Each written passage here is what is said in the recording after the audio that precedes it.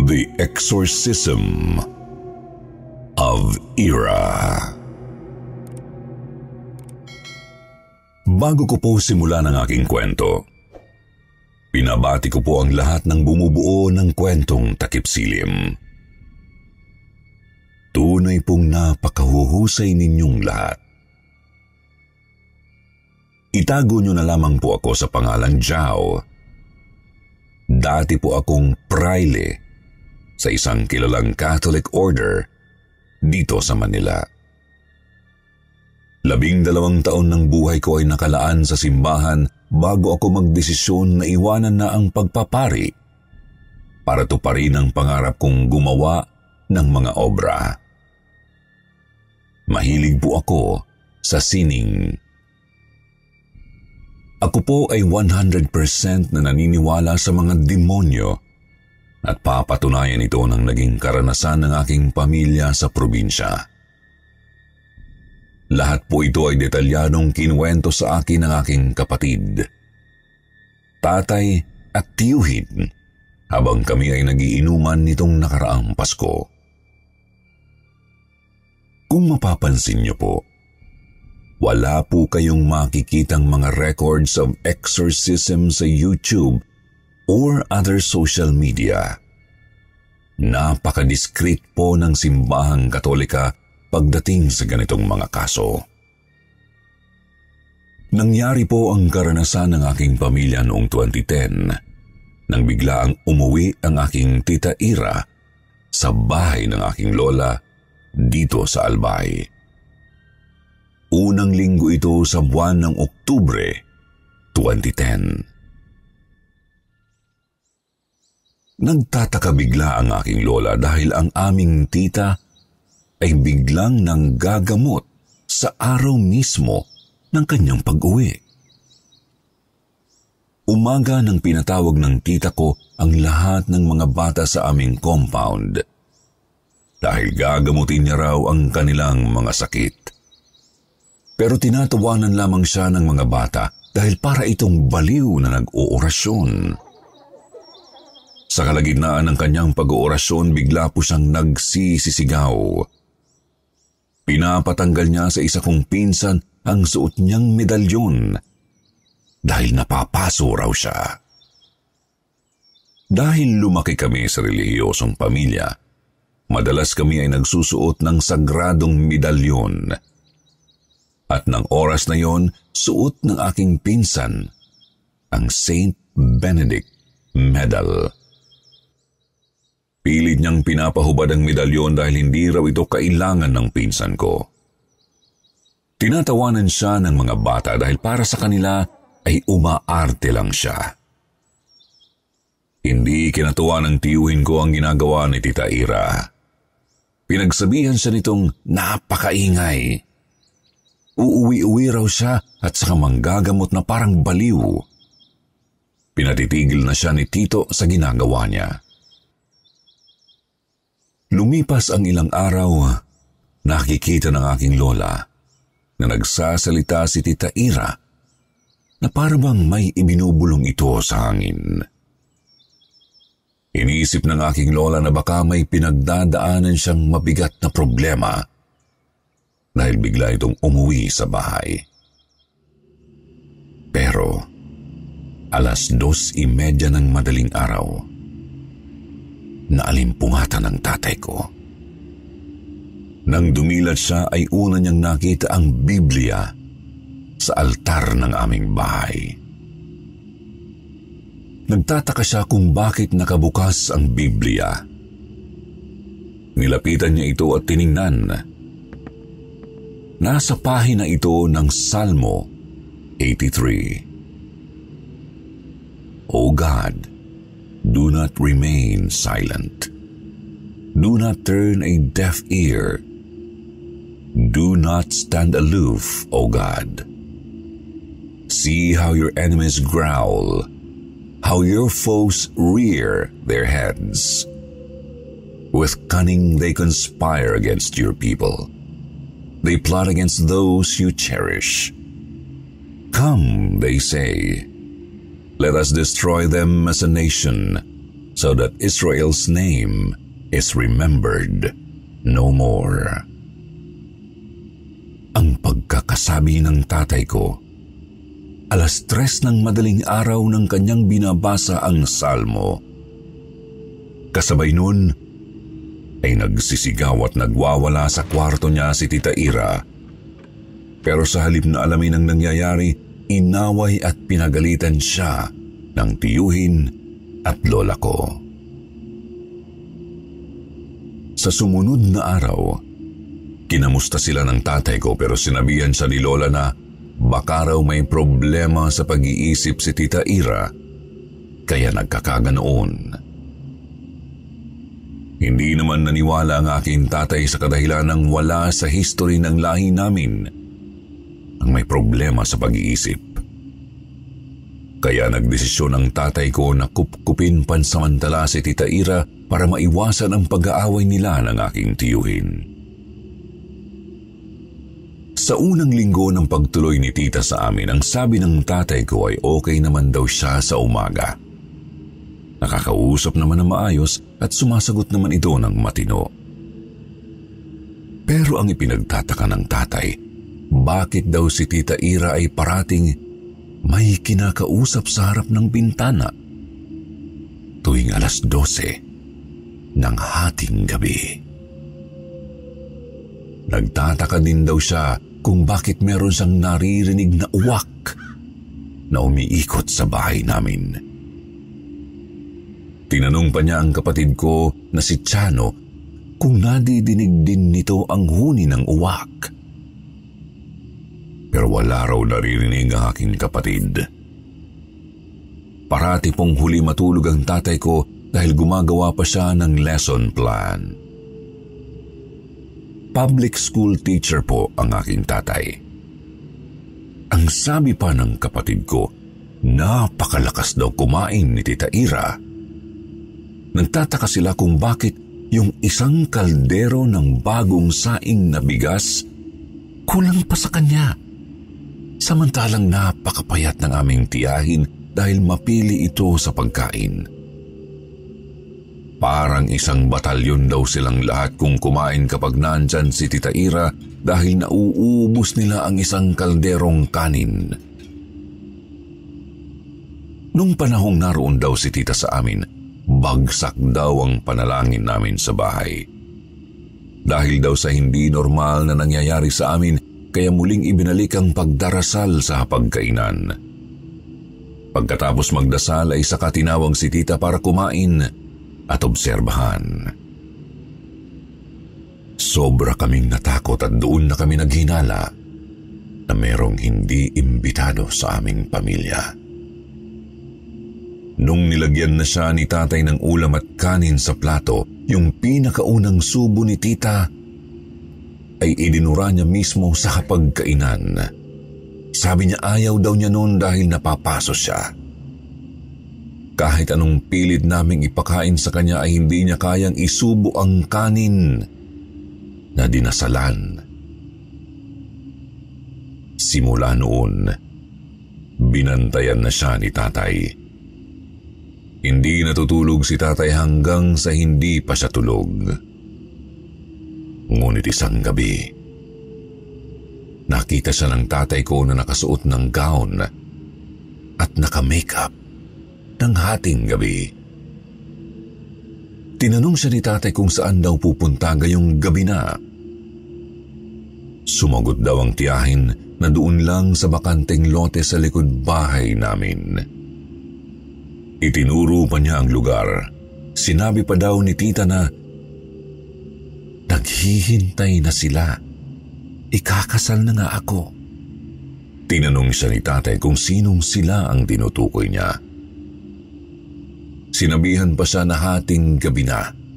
Pinabalik na siya ni tatay sa kwarto at pinapatulog. Nang pumasok daw si Tita sa kwarto, palihim siyang sinundan ni tatay. Nakita niyang humarap uli sa bintana si Tita at may kinakausap na naman doon. Bubulong-bulong na naman siya habang nakaharap sa bintana. "Dito lang ako, ayaw na nila akong palabasin," sabi raw ni tita. Pinagalitan uli siya ni tatay dahil sa kanyang ginagawa. Sinabihan siya na naiistorbo raw ang mga tulog na. May pasok pa raw kinabukasan kaya matulog na raw siya. Sinabihan pa siya ni tatay na itigil na ang kanyang ginagawa at wala raw aalis ng bahay. Saglit na tumahimik ang tiyahin ko. Maya-maya ay biglang nagsisigaw habang nagwawala sa may bintana. Umaakyat pa siya sa dingding. Nanlilisik na ang mga mata niya. Doon na kami nabulabog. Doon namin nakumpirma na ang aking tiyahin ay sinapian ng masamang espiritu. Kaagad na pinagising ng tatay ko sa kapatid kong si Shano ang nanay. Pinapakuha rin niya ang rosaryo sa altar. Kinuha ni Shano ang rosaryo ko na inuwi galing pa seminaryo. Ipinatali yun ni tatay sa paa ni Tita Ira. Natataranta naman ang kapatid ko dahil hindi raw maigalaw ang isang paa ni tita. Sabi ng tatay ko, hayaan na lang daw yun. Siguraduhin lang na hindi matatanggal ni tita ang rosaryo sa kanyang paa. Sobrang lakas daw ng pagwawala ni Tita Ira. Inutusan ng tatay ko ang nanay ko na humingi ng dasal sa kapitbahay namin. Tawagin na raw ang lahat ng santo sa dasal nila. Para daw latang tumitilapon sina tatay at Shano dahil sa lakas ng pagwawala ni Tita Ira. Hindi daw pangkaraniwan ang lakas niyang yun dahil payat ang kanyang pangangatawan. Saktong kakauwi lang ng tiyuhin kong pulis ng oras na yun. Galing siya sa duty nang marinig nitong may nagsisigawan sa bahay namin. Dali-dali siyang pumunta sa amin at nagtanong kung ayos lang ba kami. Humingi na ng tulong ang tatay ko sa kanya at sinabi niyang nasasapian daw si Tita Ira. Dali-daling pumasok sa bahay ang tiyuhin ko at tumulong na hawakan si tita. Nagulat din siya dahil napakalakas nito. Paghawak pa lang daw sa paa ni tita ay sinipa na ang tiyuhin ko at agad na tumilapon sa aparador. Umabot ng mag-aalas 3 ng madaling araw ang pag-atake ng mga demonyo, sabi ng tatay ko. Noong matatalo na raw nila sa lakas si Tita Ira, kontrolado na raw nila dahil sa tulong rin ng kanilang dasal. Bigla raw huminga ng malalim ang tiyahin ko. Isang napakalalim na paghinga ang ginawa niya. Pagkatapos, bigla siyang nawalan ng malay. Nagreklamo pa raw ang tiyuhin ko sa amoy ng hininga ni Tita Ira. Amoy asupre raw ito. Ang kwento pa nila, habang nangyayari raw yun, nagsilabasan ang napakaraming ipis sa ilalim ng kama ni Tita Ira. Sobrang daming ipis na halos mapuno daw yung dingding ng kwarto namin. At laking pagtataka nila kung bakit sa oras na yun lang nagpakita ang mga ipis na yun. Pagkatapos ng ipis, meron din daw napakalaking palaka ang lumabas sa ilalim ng kama. Triple daw ang laki nito kumpara sa natural na palaka. Ibinakuha ng tatay ko sa kapatid ko ang holy oil. Pagkabigay daw ni Shano ng holy oil sa tatay ko, kaagad na nagtanda ng pakrus si tatay sa sahig malapit sa pintuan gamit ang langis habang binabanggit ang salitang God is good, God is powerful, God is merciful. Pagkatapos daw nun, hindi na makalabas ng kwarto ang palaka. Nagtataka daw sila kasi wala namang pinto ang pintuan sa kwarto, pero hindi makalabas ang palaka. Pilit itong lumalabas pero bumabalik din sa loob ng kwarto na parang bolang tumatalbog pabalik. Pinakuha uli ni tatay ng barbecue stick ang kapatid ko. Pinatuhog niya ang palaka at pinaihaw. Napakabaho daw ng amoy nito, sabi ng kapatid ko. Amoy asupre din ang palaka habang nasusunog. Nagtanong ang tiyuhin kong pulis kung kailan pa raw nangyayari sa tita ko yun. Sabi ng tatay ko, magdadalawang linggo na mula nang kunin nila si tita sa bahay ni na lola. Kaya ganoon na rin katagal na walang maayos na tulog ang pamilya ko. Kinuha raw nila si tita dahil palaging inaaway ni Tio Olan at hindi rin naaalagaan ng maayos. Ikinuwento na rin ni tatay ang mga nasaksihan niya nang si tita ay nasa bahay na.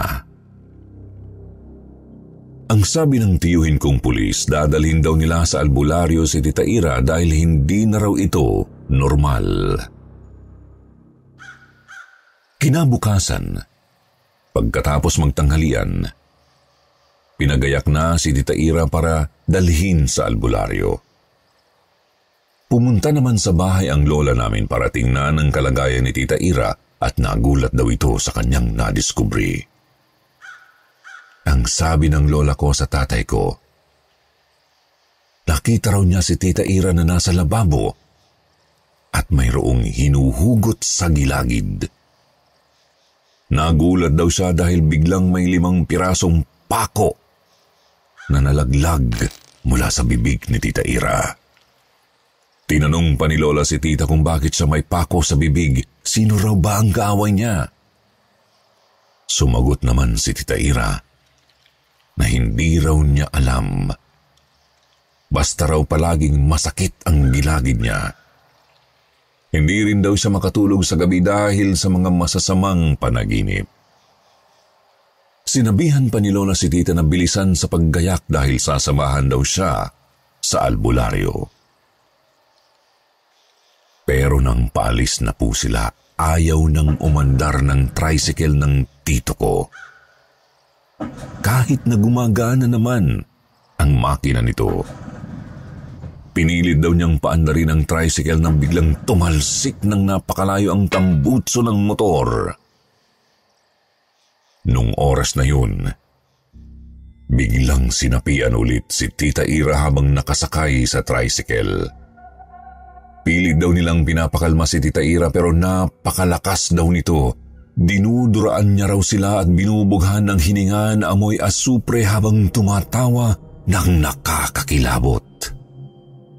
Habang tumatagal ay nagiging amoy bulok na daga ang hininga ni tita. Sa sobrang baho raw nito ay kinuha ni tatay ang scapular sa pitaka na ibinigay pa sa kanya ng albularyo. Ipinasok daw niya yun sa bibig ni Tita Ira. Nagulat raw sila ni lola dahil hindi na makapagsalita si tita at bigla siyang nanahimik. Nanghina rin daw ito.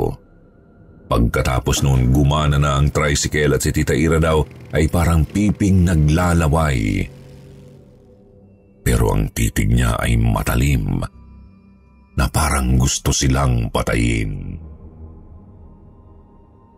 Hapon na nang sila ay makarating sa bahay ng albularyo na sa kabilang bayan pa. Pagkakita sa kanila ng albularyo, pinapasok agad sila sa bahay. Ang sabi raw nito may sumusunod daw sa kanila. Alam na raw ng albularyo na darating sila ng oras na yun. Nung ipinapasok si Tita Ira sa bahay ng albularyo, nagwawala siya kasi ayaw nitong pumasok. Napapaso daw siya. Nag-aapoy daw ang sahig ng bahay. Nagkatingi na naman ang tatay at lola ko dahil wala namang apoy at hindi naman nakakapaso ang sahig. Tiles pa nga raw po ang sahig ng bahay ng albularyo.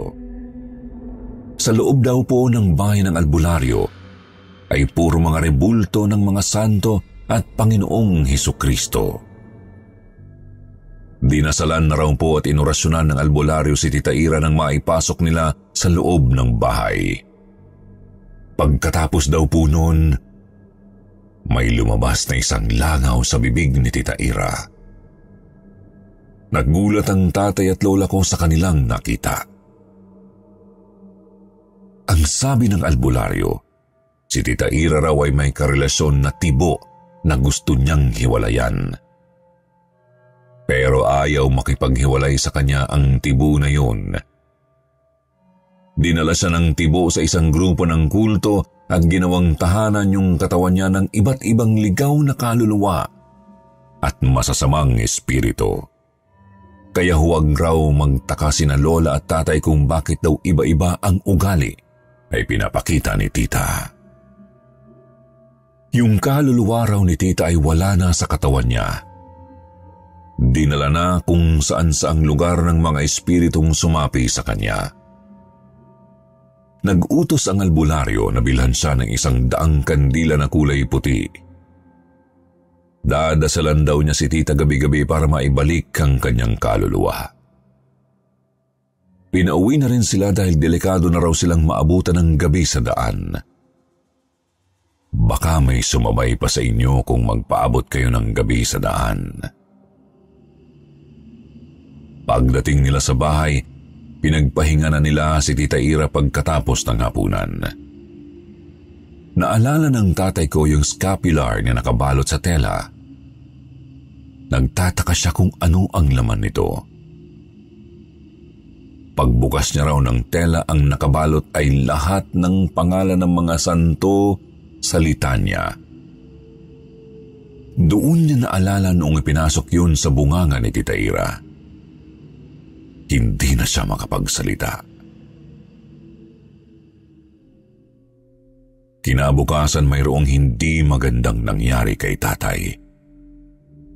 Paggising niya, wala na siya sa sarili. Sobrang bigat ng pakiramdam niya pero pinilit pa rin niyang magtrabaho. Naaalala niya habang nagmamaneho ng motor. Nakatulog daw siya. Pero ang sabi ng co-teacher niya, nakarating daw siya ng eskwelahan na iba ang itsura. Ang sabi pa raw ng co-teacher niya, pagkapasok daw niya sa paaralan bigla siyang nagwawala at nagsisigaw sa gitna ng grass field. Natakot ang lahat ng guro at estudyante. Nagpatawag daw sila ng pari. Nang bumalik na raw ang kanyang ulirat, bigla siyang napahagulgol habang hawak-hawak ni Father ang kanyang ulo. Nagtanong pa raw siya kung ano ang nangyari at bakit naroon si Father. Bakit daw siya ay pinagpe-pray over? Ikinuwento sa kanya ng mga kasamahan niyang guro na nasapian siya. Tinawagan na rin daw ng mga kasama niya ang kapatid ni tatay na si Tito Pai na isa ring pari. Sinabihan din si tatay na mag-leave muna para makapagpahinga.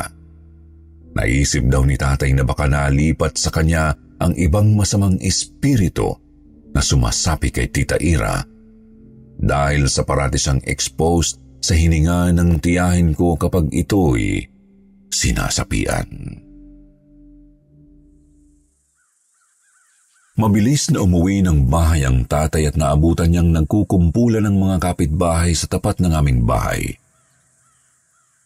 Agad naman siyang sinalubong ng nanay ko. Kanina pa raw siya tinatawag pero hindi makontak ni nanay. Ang dahilan na lang ni tatay may hindi magandang nangyari sa eskwelahan. Tinanong din ni tatay kung bakit ang daming tao sa bahay. Kinumusta rin niya si Tita Ira. Sinabi ni nanay na sinasapian na naman daw si tita. Pinapasok na ni nanay ang tatay ko sa loob ng bahay matapos sabihing papunta na si Father Bob. Pagpasok ni tatay, nakita niya si Tita Ira na nakahiga sa sofa at nakapatong sa dibdib ang stola ng aking tito na pari, habang sina lola at aking mga kapatid ay nagdadasal ng rosaryo. Nagdasal na rin daw si tatay ng St. Michael the Archangel Prayer. Nang tanungin ni tatay si tita kung kumusta na siya, bigla raw itong nagmura. Galit na galit daw ito dahil hindi na niya maigalaw ang katawan dahil dinadaganan daw nila. Tapos pinagalitan pa raw niya si tatay dahil dadasal-dasal pa kay Archangel Michael. Sabi pa niya, tingnan daw nila ang katawan niya. pinagpuputol-putol na raw nila. Sumagot naman ang tatay kung ano raw ang pinutol sa kanya, buo naman daw ang katawan at nahahawakan pa niya. Pero sumigaw daw ang tiyahin ko at sinabing, "Hindi! Pinagtsap-tsap ninyo ang katawan ko!" Pagkarating ni Father Bob, agad nitong dinasal ang deliverance prayer. Ngunit sinabihan sila ni tatay na kailangan nito ng exorcism dahil babalik at babalik ang mga demonyo. Hindi raw sila nito patatahimikin. Kinabukasan biglang dumating ang tiyuhin naming pare. Alam na nito ang kalagayan ng aming pamilya, lalo na si Tita Ira. Agad nitong inihanda ang mga gagamitin sa exorcism. Dinala sa sala si Tita Ira habang nagpupumiklas ito. Para bang alam na ng mga demonyo ang mangyayari sa kanila. Sinabi ng tiyuhin kong pari na paalisin ang lahat ng bata. Pinabuksan din ang lahat ng bintana at pintuan. Kailangan daw na bukas ang mga yon dahil doon dadaan ang mga demonyo. Kailangan daw nilang makalabas ng bahay. Nilalabanan nila ang lakas ni Tita habang binabanggit ng tiyuhin kong pare ang mga orasyon at ritual. Sabi ni tatay, nag-iba daw ang mukha ni Tita Ira. Pumutla daw ito at mistulang may black eye sa gilid ng mga mata habang nagsusumigaw. Nung matapos na po ang exorcism, nagulat daw po silang lahat.